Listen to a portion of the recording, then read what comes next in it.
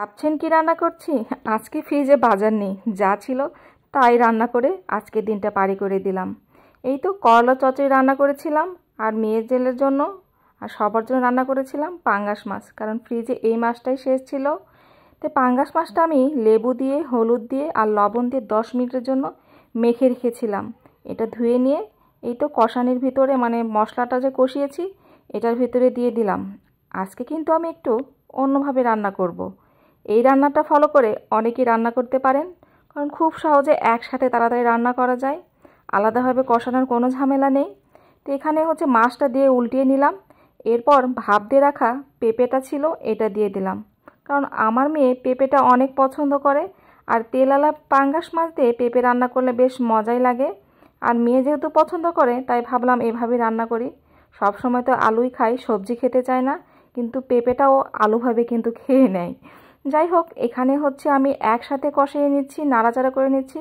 এখন কিন্তু মাছ মোটেও ভাঙবে না, কারণ মাছটা কিন্তু পুরোটাই কাঁচা। একটু ঢেকে দিয়েছিলাম, দেখতেই পাচ্ছেন কতটা তেল উঠে এসেছে। চুলা রাসটা কিন্তু একটু লো হিটে রান্না করতে হবে। তো এখানে হচ্ছে আবার একটু নেড়ে চেড়ে দিচ্ছি। এখনও মাছটা যেহেতু কাঁচাই আছে, ভাঙবে না, তার জন্য একটু নেড়ে চেড়ে দিলাম। আবার একটু ঢাকনা দিয়ে ঢেকে রেখে দেব।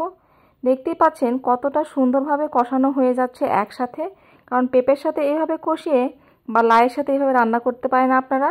তো এখানে আমি হচ্ছে দিয়ে দিলাম সামান্য একটু গরম পানি, দিয়ে এরপরে একসাথে আবার অনেকক্ষণ ধরে কষাতে হবে, কারণ এভাবে রান্না করে দেখবেন স্বাদের কিন্তু কোনো হেরফের পাবেন না।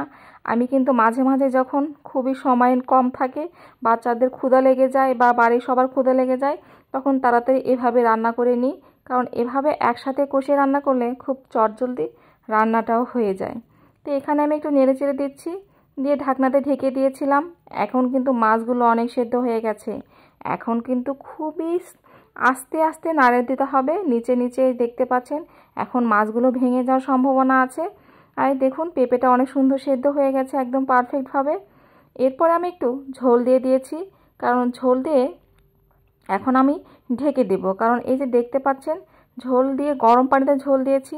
আর গরম পানিতে ঝোল দিলে যে কোনো খাবারের তরকারি দেখবেন এই টেস্টটা কিন্তু একটু অন্যরকম হয়।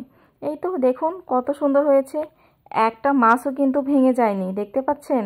আর পেঁপেগুলো কিন্তু খুব সুন্দর রসালো রসালো টাইপের হয়েছে। এরকমভাবে রান্না করে খেয়ে দেখবেন, ভীষণ মজা লাগে কিন্তু। কোনো রান্না বললাম না, কোনো স্বাদের হেরফের পাবেন না। এই তো দেখুন হয়ে গেছে, কালারটা দেখেছেন কি সুন্দর এসেছে।